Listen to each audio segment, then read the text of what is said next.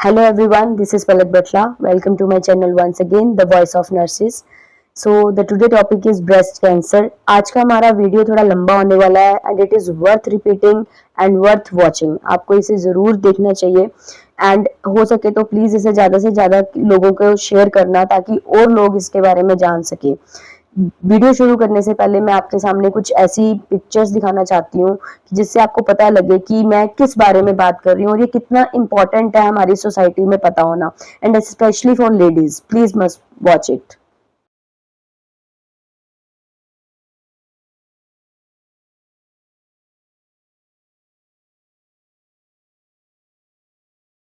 So I hope आपको photos देखकर ही पता लग गया होगा कि हमारी आज की वीडियो क्यों इतनी इम्पोर्टेंट है और क्यों इतनी ज़रूरी है देखनी कि अगर हमें इस चीज़ के बारे में पहले ही पता हो तो हम इस स्टेज तक आने में हम इसको पहले ही बचा लें. तो prevention is always better than the treatment. So first let's start the cancer topic. Cancer के बारे में आपको पहले बताना चाहूंगी कि कैंसर दो टाइप का होता है, फैलने वाला और वहीं पे रुक जाएगा जो बिना फैलने वाला. मेटास्टैटिक बोलते हैं जिसको और बिनाइन बोलते हैं. मेटास्टैटिक मीन्स वो फैल रहा है और जो नहीं फैलता उसको हम बिनाइन बोल देते हैं. बात मुद्दे की ये है कि चाहे कैंसर फैलने वाला है चाहे कैंसर नहीं फैलने वाला, कैंसर तो कैंसर है. It is as harmful as it is metastasis. चाहे वो फैलने वाला भी है फिर भी वो हार्मफुल तो है ही. पेशेंट को वो तकलीफ तो देगा ही, उसकी लाइफ में बहुत से चेंजेस उस कैंसर की वजह से आएंगे ही. तो ब्रेस्ट कैंसर को कैसे संभाला जा सकता है मैंने अपनी पहली वीडियो में भी डिस्कस किया था. Test that should be done annually. It the name is mammography. आप प्लीज वो वीडियो जरूर देखना क्योंकि उसके अंदर हमने सारे screening time and screening test बताए हैं कि जो हमारे हेल्प हो सकते हैं आगे आने वाली लाइफ में अगर हमने इन डिसीजेस से फ्री होना है इन फ्यूचर.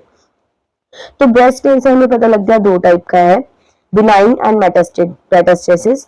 मेटास्टेसिस में क्या होता है, फैलता है. अगर ब्रेस्ट कैंसर है किसी लेडी को तो सबसे दो मेन चीजें हैं जिधर वो अटैक करेगा. ब्रेस्ट में तो अटैक कर चुका है तो अब एक दो मेन चीजें हैं, that is the brain and your lungs.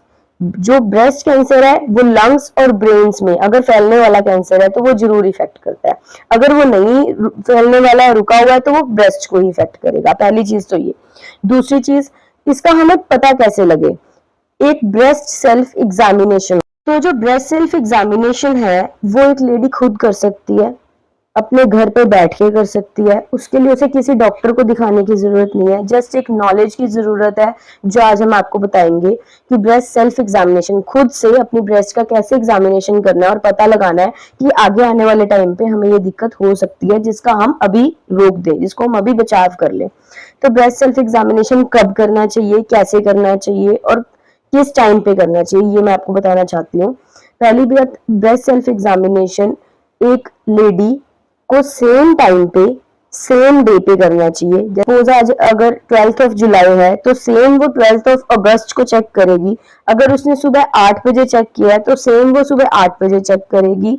तीसरी मेन चीज, that should be done under the shower. अगर वो नहा रही है उस टाइम पे वो चेक करे तो बिकॉज द जो हीट होती है, वार्म चीजें होती हैं, वो हमारी वेसल्स को डायलेट कर देती है जिसकी वजह से अगर हम उस पार्ट को टच कर रहे हैं तो वी कैन फील कि इज देयर एनी लंप और any tenderness, any redness on the breast.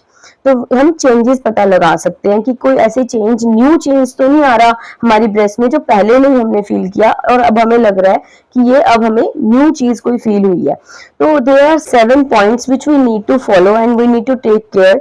तो उसका नाम है कॉशन, CAUTION. इसे हम क्वेश्चन से याद रखेंगे कि हमने क्या 7 चीजें हैं जो ध्यान रखनी है घर पे और जिससे हम अपना कैंसर का बचाव कर सकते हैं. तो the first C, that is the change in bowel and bladder habits. इसका मीनिंग क्या है कि अगर आपके यूरिन में, स्टूल पास करने में कोई चेंजेस आ रहे हैं, जैसे कभी डायरिया हो रहा है, कभी बहुत ज्यादा लूज मोशन हो रहे हैं, कभी कॉन्स्टिपेशन हो रहा है और विद इन अ मंथ ये चेंजेस आ रहे हैं आपको, तो आपको रेड अलार्म होना चाहिए कि ये चीजें सही नहीं है मेरे लिए और I need to see the doctor. A is any sore that does not heal. ऐसा कोई सोर, ऐसा कोई लीजन, ऐसा कोई दाना, ऐसा कोई pimple in any part of the body जो आपका हील ही नहीं हो रहा, ठीक ही नहीं हो रहा, वो परसिस्टेंट है पिछले लास्ट 2 मंथ्स 3 मंथ्स से, तो that is a big alarm, a big no to the mole. आपको दिखाना है, you have to seek the doctor, आपको इग्नोर नहीं करना है इन चीजों को। Second is U, CAU, unusual bleeding और एनी काइंड ऑफ डिस्चार्ज। अगर कोई ब्लीडिंग हो रही है, कोई डिस्चार्ज हो रहा है, तो भी एक ये खतरे की घंटी है, वो भी अगर लंबे टाइम से चल रहा है तो नहीं होना चाहिए। यू में एक और चीज ऐड हो जाती है, अनएक्सप्लेन्ड वेट लॉस। अगर आपका वेट लॉस हो गया, लाइक आप कहते हो कि मेरा 50 kg वेट था और मैंने लास्ट 2 मंथ्स पहले चेक किया, अब मेरा 35 आ रहा है, तो it is a big big difference that previous weight. तो आपको ये भी देखना है कि मेरा अनएक्सप्लेन्ड वेट लॉस, आपने कोई डाइटिंग नहीं की, कोई खाने में चेंजेस नहीं किए, फिर भी अपने आप वेट लॉस हो रहा है, तो that mean something is harmful in the body, something is going wrong in the body, so that you need to take care. Next is T, CAUT, thickening of any kind of mass, lump, that should not be painful, जरूरी नहीं है कि वो painful हो तभी। That means कोई आपको मास feel हुआ, कोई लंप फील हुआ while doing palpating the part, लेकिन आपको लग रहा है कि मुझे दर्द नहीं है इसमें, बस एक मुझे ना टेंडरनेस फील हो रही है, लाइक आपको उठा हुआ फील होगा, आपको एक अलग गड्ढा बना हुआ फील होगा, आपको एक नोड सी फील होगी, गांठ सी फील होगी, तो उसको इग्नोर नहीं करना है, चाहे उसमें पेन है चाहे उसमें नहीं है। मोस्टली ये पेनलेस ही होता है, कई बार ये पेनलेस ही चलता है, लेकिन ये इग्नोर होने वाली चीजें नहीं है। इमोबाइल होगा, मतलब फिक्स नहीं होगा, तो कई बार फिक्स भी हो सकता है, इमोबाइल भी हो सकता है, बट इग्नोर नहीं करना इन चीजों को।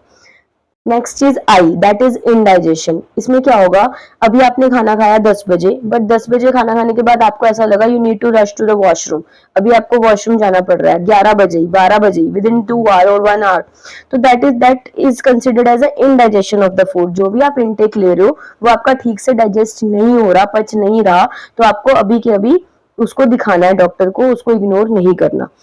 Another one is O, CAUTIO. O means there is an obvious change. O is obvious change in any wart or mole and it is keep on changing. जैसे आपको लगा कि मुझे यहाँ पर पिंपल निकला है, बॉडी के कहीं भी किसी पार्ट पे, सपोज मैं कहूँ कि मुझे यहाँ पर अगर कोई पिंपल निकला है, वो पहले तो रेड कलर का था, अब मैंने 2 दिन बाद देखा वो ब्लैक हो गया, फिर मैंने उसके बाद उसका कलर देखा वो मुझे थोड़ा सा डार्क ब्राउन लग रहा है, तो the colour of that lesion is keep on changing. और अगर मैं डायमीटर उसका चेक करूं, लाइक उसका सर्कमफ्रेंस, उसका साइज देखा जाए, पहले वो थोड़ा 2 mm का था, फिर वो 3 mm हो रहा है, फिर वो 6 mm तक जा रहा है, तो it is a big alarm, ये खतरे की घंटी है। The changing of the water mall and it keeps on changing, बार बार आप उसे नोटिस कर रहे हो और वो फिर भी नहीं आपको हील हो, पहली बात तो हील नहीं हो रहा, उसके बाद वो चेंज हो रहा है, तो वो भी आपको डॉक्टर को दिखाना है। Then the last is N, nagging cough. Nagging cough means long cough, prolonged cough. आपको लास्ट 2 मंथ से कफ हो रही है, आप पानी पीते हो ठीक हो जाती है, शाम को फिर हो जाती है, फिर दोबारा आपने जब तक पानी नहीं पिया तब तक वो प्रोलॉन्ग चल रही है। तो ये चीजें हैं जो हमने ध्यान रखनी है, इन 7 चीजों का हमने बहुत ध्यान रखना है, इनको इग्नोर नहीं करना। That is a question CAUTION। ये तो हो गए हमारे वार्निंग साइन ऑफ कैंसर, और ये जरूरी नहीं है कि ब्रेस्ट कैंसर में हो, ये किसी भी टाइप का कैंसर हो, उसके उन सबके ये वार्निंग साइंस है। अब मैं ब्रेस्ट कैंसर पे आती हूँ। ब्रेस्ट कैंसर का जो मेन चीज है मैं बताना चाहूंगी, ब्रेस्ट सेल्फ एग्जामिनेशन, मैमोग्राफी की हमने बात करी अपनी लास्ट वीडियो में, और उसके बाद हमें एक रिपोर्ट करानी होती है बायोप्सी की, कि वहां से हमारे टुकड़े की उसकी जांच होती है, उस जांच में हमारे को पता लगता है कि हमें किस टाइप का कैंसर है। उसमें हम 3 पैरामीटर्स देखते हैं, उन तीनों पैरामीटर्स को हम पॉजिटिव है नेगेटिव है सब जांच करते हैं, उसके बाद वो हम कम टू द डायग्नोसिस, ये किस टाइप का कैंसर है और इसमें क्या ट्रीटमेंट हमें देना चाहिए। तो द थिंग इज, आपको इन चीजों का ध्यान रखना है, इन चीजों को इग्नोर नहीं करना है। ये चीजों का हम अगर अभी से ही नोटिस कर लेंगे तो हम अपने आगे आने वाली लाइफ को बहुत अच्छे से सेव कर सकते हैं। आई होप आपको समझ आया होगा। If you still have any doubt you can comment me on the comment box. As you know your health is our mission, so जुड़िए रहिए हमारे चैनल के साथ, और प्लीज शेयर कीजिए इसे ज्यादा से ज्यादा लोगों को, ताकि लोगों को समझ आ सके कि कितना जरूरी है पहले ही स्टेज में इस कैंसर को पकड़ना। Thank you.